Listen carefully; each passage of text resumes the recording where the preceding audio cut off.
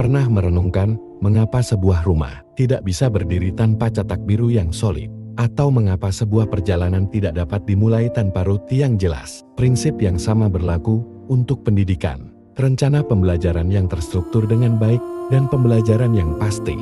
Hasilnya adalah cetak biru arsitektur dan peta rute perjalanan pendidikan. Bayangkan sebuah kisah tentang seorang guru yang berpengalaman, yang dengan cermat mempersiapkan secara detail dan rencana pembelajaran yang komprehensif. Rencana ini mencakup tujuan pembelajaran, materi kursus, metode pengajaran, alat pendidikan, dan teknik penilaian.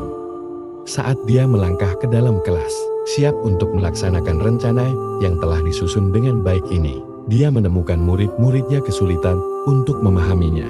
Materi kursus. Skenario ini menggarisbawahi bahwa rencana pembelajaran yang rumit belum tentu menjamin keberhasilan pembelajaran. Hasil sementara. Pertimbangkan guru lain yang masuk ke kelasnya tanpa rencana yang jelas.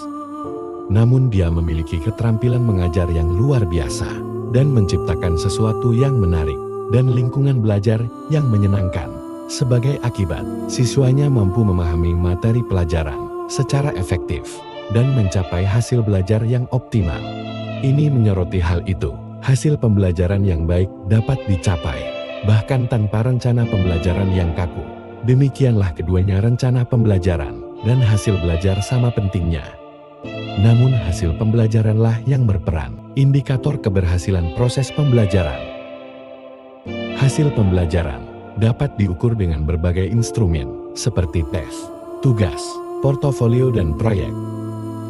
Hasil belajar yang baik menunjukkan hal itu. Peserta didik telah mencapai tujuan pembelajaran yang telah ditetapkan dalam sistem pendidikan saat ini. Guru divaluasi tidak hanya berdasarkan hasil belajar, tetapi juga pada rencana pembelajaran mereka. Ini dilakukan untuk memastikan bahwa guru telah mempersiapkan diri secara memadai untuk pelajaran mereka dan telah mematuhi standar yang ditetapkan.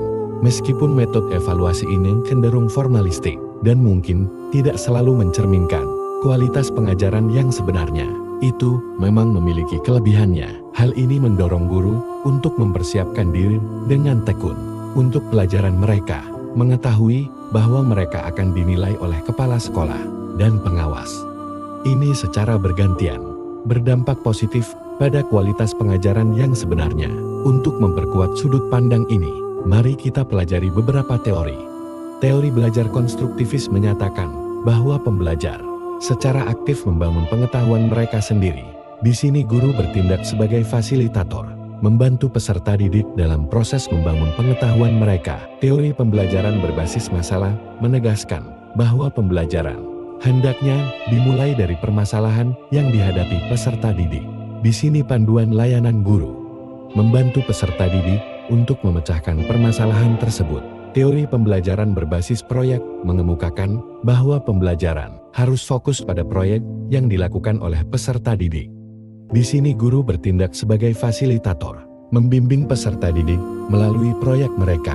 Kesimpulannya, rencana pembelajaran yang dipersiapkan dengan baik, ditambah dengan hasil belajar yang jelas, merupakan komponen penting dalam proses belajar mengajar. Itu seperti kompas dan peta untuk guru dan pelajar, membimbing mereka menuju hasil pembelajaran yang sukses.